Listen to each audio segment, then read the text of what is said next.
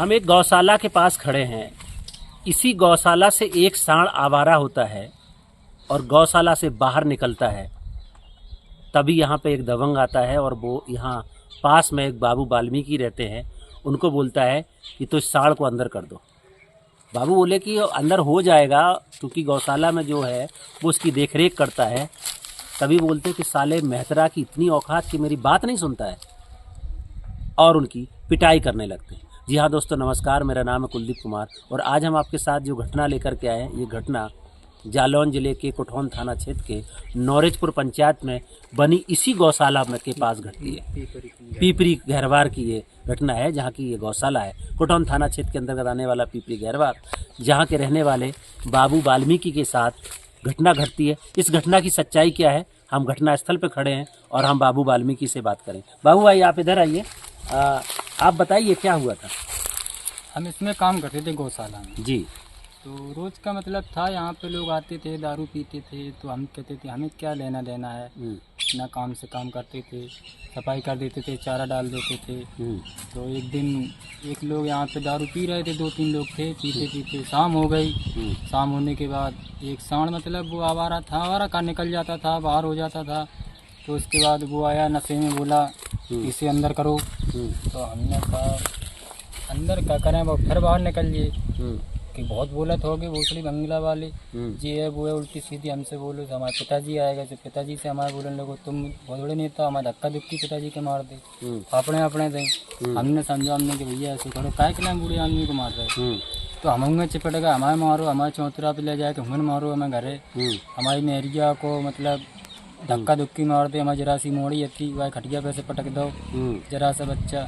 बाकी बात फिर 100 नंबर आई, फिर हमने मुकदमों लिखवाओ कोठौन में जाए के। आज तक कोई कहीं कुछ सुनाई नहीं है, कोई कार्रवाई नहीं है, कोई सुनाई नहीं। पूरे साल हो गए, 1 साल होने जा रहा है। लगातार पीड़ित जो है अभी भी न्याय के इंतजार में बैठा है। इसी गौशाला पे उसको पीटते हैं, इसी गौशाला पे उसको मारते हैं। इस गौशाला की स्थिति आप देखिए कि किस तरीके से जानवर यहाँ पे बंधे हुए हैं। उत्तर प्रदेश में अलग अलग गांव में पूरा कानून उसके तरीके से वहाँ पे गौशाला में नियुक्तियाँ करी जाती हैं, लोगों को रखा जाता है गौशाला को देखरेख करने के लिए।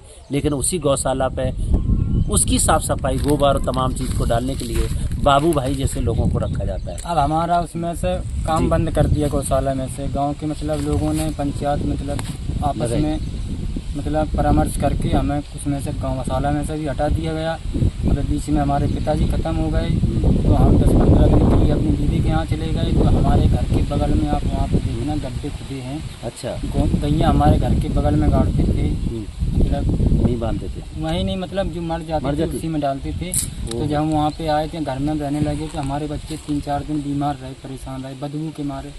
हम लोग बहुत दुखी रहे यहाँ पे। तब जाके हमने उनसे कहा, फिर वो ये बोलते थे, प्रधान ये कहा अगर तुम्हें ज़्यादा बदबू आती है तो अपने हाथों से मूंद दो गंजा भी। हमने क्या, हमें आता बदबू तो मूंद ही दे, मजबूरी हमारी। तो आप सुन रहे हैं कि इसी गौशाला में जब इनके साथ ये घटना घटती है बाबू वाल्मीकि के साथ, तो पूरा पंचायत निर्णय करके बाबू वाल्मीकि को गौशाला से हटा देती है। बाबू वाल्मीकि का इसी गौशाला के बगल में घर है। जब गौशाला में कोई गाय मर जाती है तो इनके घर के जस्ट बगल में ही गौशाला को गाड़ देते हैं। बाबू भी बता रहे हैं ना कि उसी गौशाला के बगल में जो गाय मरी हुई है उनके घर के बगल में गाड़ते हैं। उसकी बदबू से इनके बच्चे बीमार होते हैं, इनको जीना हराम हो जाता है। अगर कुछ बोलते हैं तो बोलते साले तुम जाओ और वहाँ पे उसको दफना दो या उसमें मिट्टी डाल दो या कुछ कर दो। एक दलित व्यक्ति जिसके साथ ये घटना घटती है, अगर उसकी वो FIR कराता है, उसको लेकर के कार्रवाई करता है, तो उसके साथ इस तरीके का कि उसकी गौशाला से निकाल दिया। गौशाला से निकालने के बाद उसके ऊपर तमाम तरीके से उसको प्रताड़ित करते हैं, उसको भ्रमित करते हैं। इस घटना को लेकर के फ़िलहाल केस की FIR जो दर्ज हुई है, उस FIR की कॉपी हमारे पास है। मैं आपको उस केस का जिक्र करना चाहूँगा। 323, 504, 506 SC/ST एक्ट की धारा 313 घा के अंतर्गत ये FIR पंजीकृत है। इस FIR के पंजीकृत होने के बाद अभी तक ना तो आरोपी को पकड़ा गया है, ना किसी को जेल भेजा गया है। उल्टा ही बाबू वाल्मीकि को गौशाला से निकाल दिया। बाबू वाल्मीकि के जो पिता थे उनकी भी डेथ हो गई। उनकी डेथ होने के बाद कोई उनको मदद करने नहीं आया, कोई सपोर्ट करने नहीं आया। एक बिल्कुल ही अछूत, असहाय और बेसहारा की ज़िंदगी बाबू अपने परिवार के साथ गांव के बाहर गुजारा कर रहे हैं। बाबू भाई पुलिस अब तक नहीं आई, क्या इसके बाद इसी हुआ? टाइम पे 2-3 बार आई थी, बस गाँव में चक्कर लगा के, मतलब पुलिस का भी वही है, पहले से वहाँ से अलर्ट करते थे इन लोगों को कि हाँ मार आए हैं, तो वे घर पे सुनने वैसे ही नहीं मिलेंगे। अगर अचानक आएंगे तो मिलेंगे घर पे। अब इस टाइम घर पे भी हैं कोई, लेकिन नहीं आ रही है पुलिस।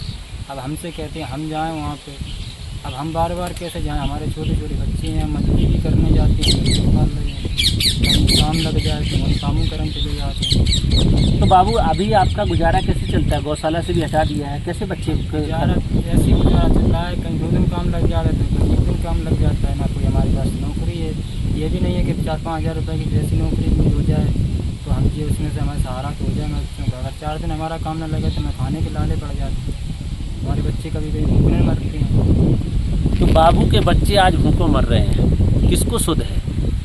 कौन चिंता करेगा इनकी? पंचायत करेगी, सरकार करेगी, या बाबू खुद अपनी चिंता में आए दिन यही गुजारा करने के लिए भटकते हैं? कहीं जाते हैं, काम मिल जाता है तो ठीक है, नहीं मिल जाता है तो अपने बता रहे हैं कि हमारे बच्चे आज भूखों मर रहे हैं। कोई देखने वाला नहीं। एक दलित परिवार, खास तौर से उस मैनुअल स्कैवेंजिंग समुदाय से आने वाला परिवार, जो जिसकी बीवी, जिसके बच्चे गांव की साफ़ सफाई और उन्होंने खुद गौशाला की साफ़ सफाई करते थे, उनको निकाल के बाहर कर दिया है। केस दर्ज होने के बाद अभी तक उनको न्याय नहीं मिला है। बाबू आपसे समझौते का दबाव बनाया जा रहा होगा, या फिर आपसे चैलेंजेस, क्या चुनौतियाँ आ रही हैं? बनाया जाता था, दबाव भी बनाया जाता था, कुछ दिन पहले दबाव भी बनाया जाता था, और उसके बाद हमें धमकियाँ भी आती थी।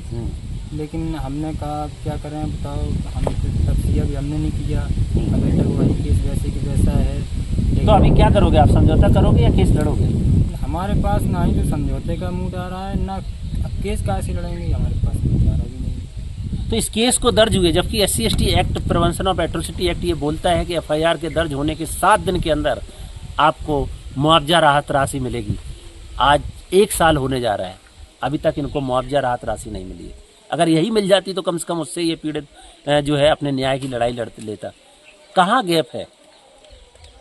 FIR हुई है, समझौता नहीं हुआ है, केस चल रहा है, कोर्ट में केस पहुंच गया है, चार्जशीट लग गई है। चार्जशीट तक तो 75% मुआवजा राशि मिल जाती है, 25% FIR पे, 50% चार्जशीट पर, और 25% फिर जा कर के जब जजमेंट होता है तब। लेकिन यहाँ FIR भी हो गई है, यहाँ चार्जशीट भी दाखिल हो गई है।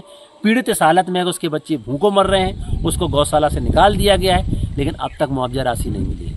हमारी अपील है कि जल्द से जल्द इस FIR के अंतर्गत जो धारा में मुकदमा पंजीकृत है, उस धारा के अंतर्गत बाबू वाल्मीकि को तत्काल राहत राशि उनके खाते में भेजी जाए, ताकि वो आगे की केस की कार्रवाई कर सके, आगे केस को लड़ सके, और अपने न्याय के लिए जिस आस में बाबू वाल्मीकि बैठे हैं वो न्याय तक पहुंच पाएँ।